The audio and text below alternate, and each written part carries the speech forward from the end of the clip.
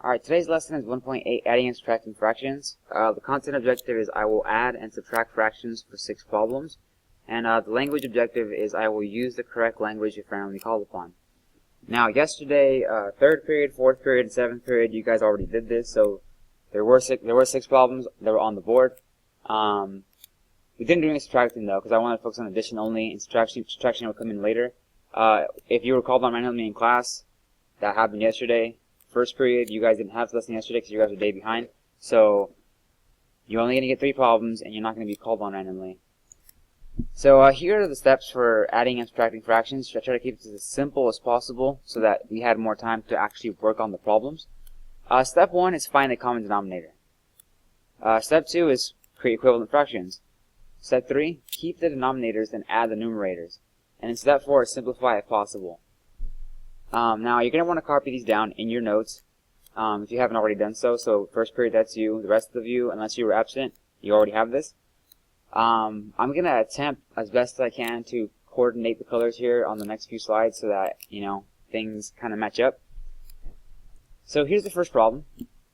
And again, today we're only going to focus on addition. You're going to have a worksheet with 14 problems that you're going to have to work on and do at the end of the period. So, we have 1 over 3, and we have 4 over 5. So step 1 was get a common denominator, so I'm going to check real quick if I have that. I have 3 and I have 5. I don't currently have a common denominator.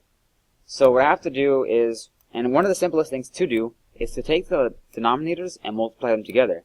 So if I multiply 3 and 5, what I'm going to get is 15. Now, I said to get a common denominator, so that's going to be in red on the other step. So 15 is the number that I get when I multiply 3 and 5. Now, step 2 is to create equivalent fractions. Now, these don't magically change. These don't all of a sudden, randomly become 15 each. There's a process here. So in order to create an equivalent fraction, I have to multiply both fractions by an appropriate number. In order for this to become 15, I need to multiply by 5. If I do that to my denominator, I do it to the numerator as well. So 5 times 1, I get 5 over here. And this is kind of a review of the last couple days, talking about equivalent fractions. If I simplify 5 over 15, I get 1/3. But I'm not trying to simplify right now. I'm trying to add them. Now, in order for this 5 to become a 15, I have to multiply this whole fraction over here by 3, both the numerator and denominator. So this right here becomes 15, and then this right here in the numerator becomes 12.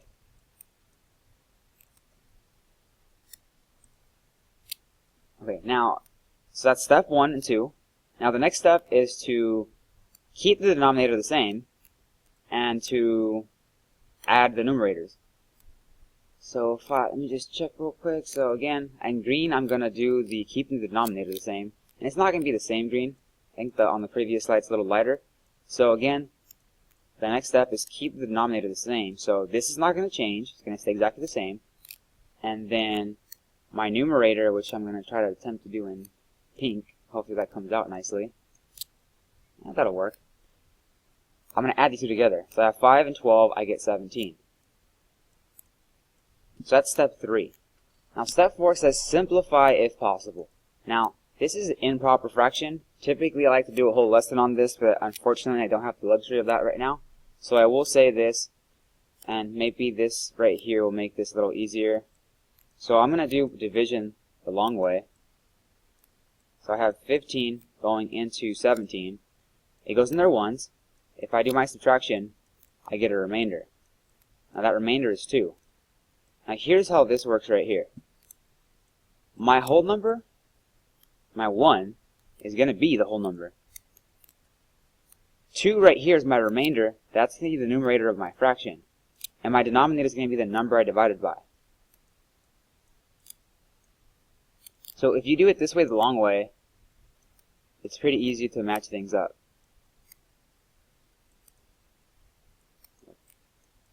And then the 2 goes over here.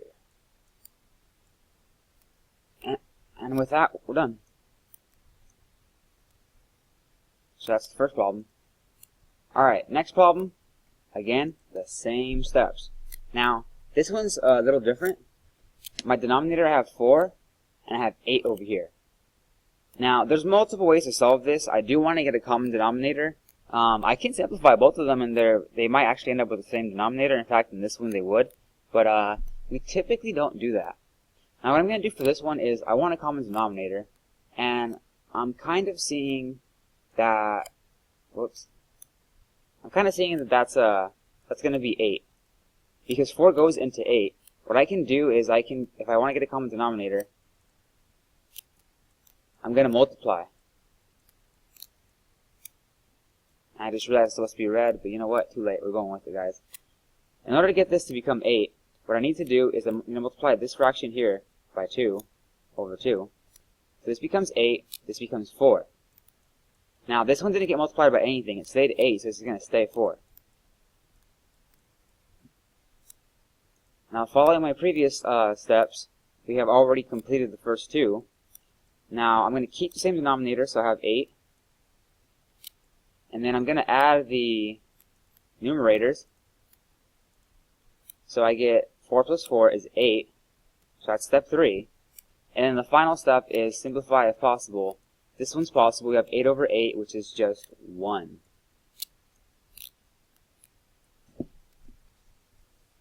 And my apologies for not using the correct color scheme on this one.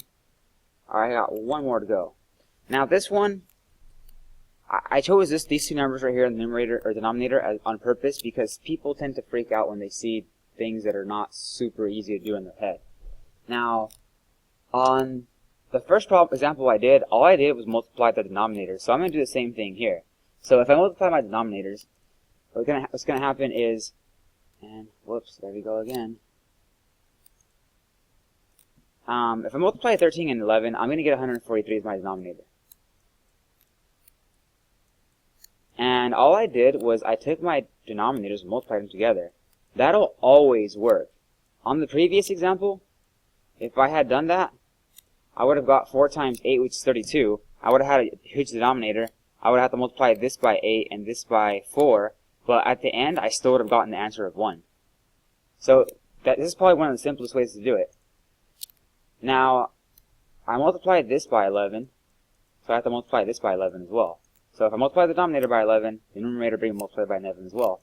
So I get 22. Now on this side, I multiply by 13. Do the same thing to the numerator. Now this times this is going to be about 65. Oops.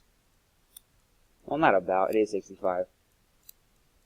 Now next step, we're going to keep the same denominator, so 143 is not going to change.